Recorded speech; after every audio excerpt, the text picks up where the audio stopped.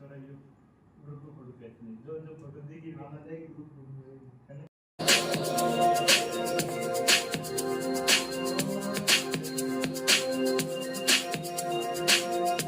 अब आगे बढ़ते हुए हम ग्राफिकल यूजर इंटरफेस के बारे में जानते हैं। ग्राफिकल यूजर इंटरफेस के बारे में आपको कुछ ना कुछ तो पता ही होगा।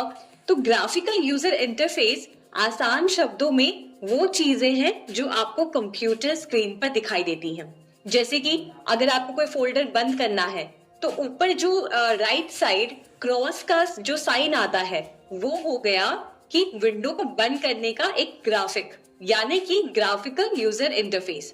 जैसे समझिए आपको कोई फाइल ओपन करनी है, तो फाइल ओपन करने के लिए आप कहाँ जाएंगे? आप एक आइकन पे जाएंगे जिसकी इमेज एक फाइल की तरह होगी, तो उस पे आप क्लिक करेंगे तो आपका फाइल ओपन होगा, तो वो हो गया फाइल का ग्राफिक्स।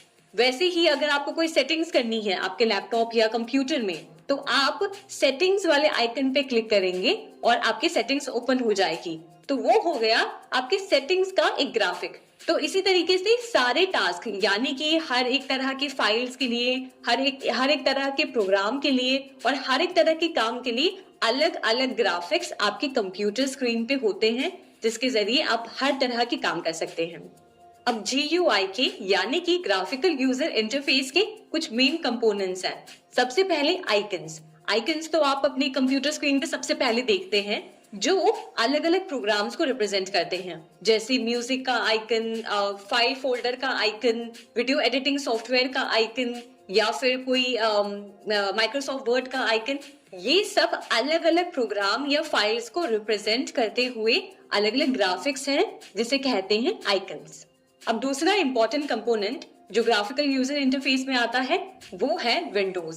अब हर एक टास्क को परफॉर्म करने के लिए अलग अलग विंडोज आप खोलकर रख सकते हैं अपने कंप्यूटर स्क्रीन पर।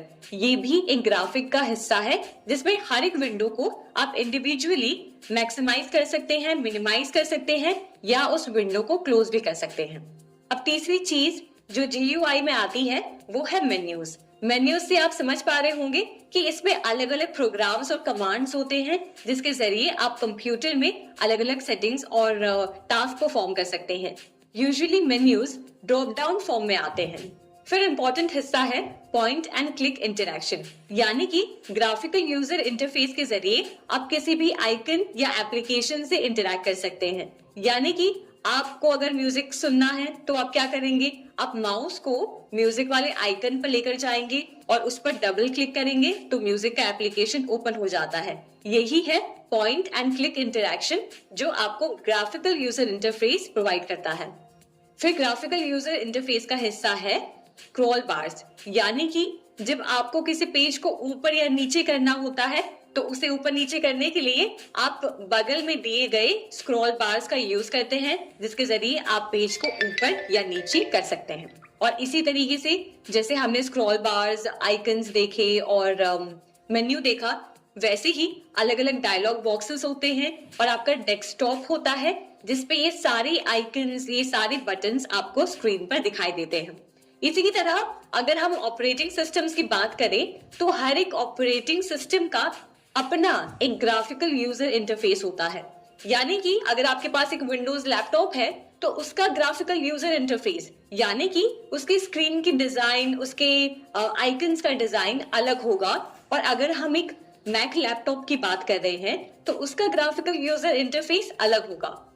अब ग्राफिकल यूजर इंटरफेस को और आगे और अच्छे से समझने के लिए ये कुछ पॉइंट्स आप सुनिए।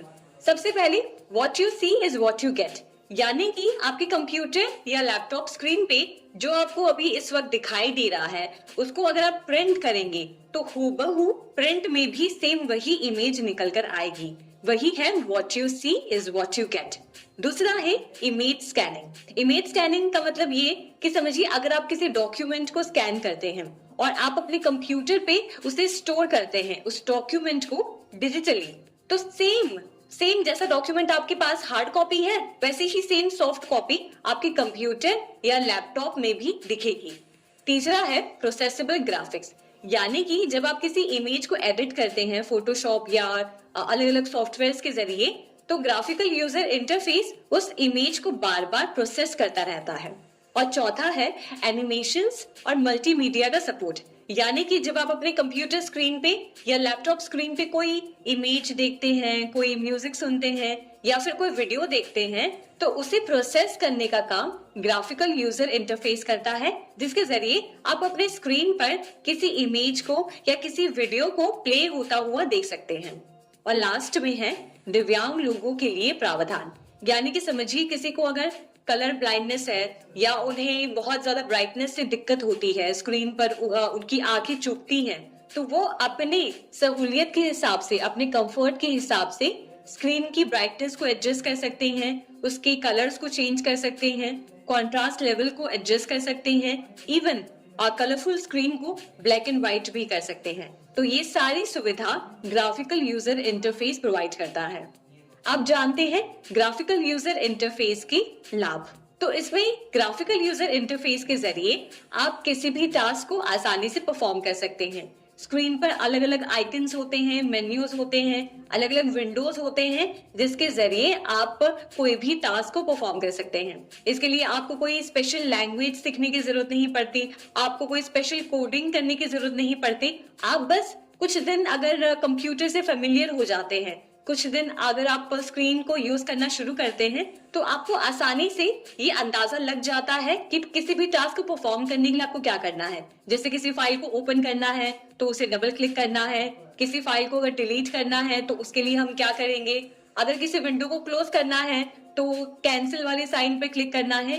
तो ये सारी चीजें ग्राफिकल यूजर इंटरफेस के जरिए इजी हो जाती हैं और हम कंप्यूटर से एक बहुत ही इजी कम्युनिकेशन कर पाते हैं। अब जैसे अगर समझिए आप अगर विंडोज लैपटॉप यूज करते हैं या विंडोज सिस्टम पे काम कर रहे हैं, तो धीरे धीरे आप इतने ज्यादा हैबिचुएट हो जाते हैं कि उसके बाद अगर आपको किसी और सॉफ्टवेयर पे, अगर आपको किसी और ऑपरेटिंग सिस्टम पे भी काम करना है, तो उसे सीखने में आपको ज्यादा दिक्कत नहीं होती है। अब GUI की, अब ग्राफिकल यूजर इंटरफेस की कुछ डिसएडवांटेजेस भी हैं, यानी कि जब हम ग्राफिकल यूजर इंटरफेस की बात करते हैं तो ऐसा नहीं है कि सब कुछ करना बहुत आसान है।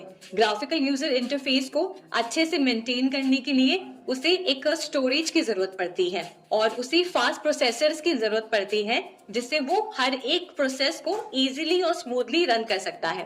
प्लस अगर कोई दिव्यांगजन है, यानी कि समझिए किसी को अगर देखने में बहुत ज्यादा दिक्कत होती है स्क्रीन पर, तो वो उसे अपने सहूलियत के हिसाब से उसे यूज नहीं कर सकते।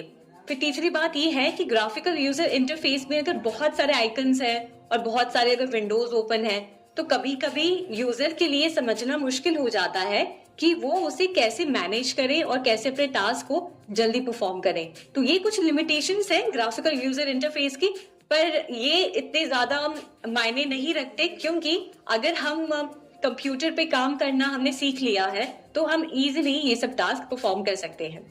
अब जब हम ऑपरेटिंग सिस्टम्स की बात करते हैं तो सबसे ज्यादा यूज किए जाने वाला ऑपरेटिंग DOS, और जो सबसे पिछला वर्जन है वो है विंडोज 10। तो अभी तक हमने ग्राफिकल यूजर इंटरफेस के बारे में सीखा, जिसमें यूजर को कंप्यूटर के जरिए एक इंटरफेस मिलता है जिससे वो कंप्यूटर को यूज कर सकता है।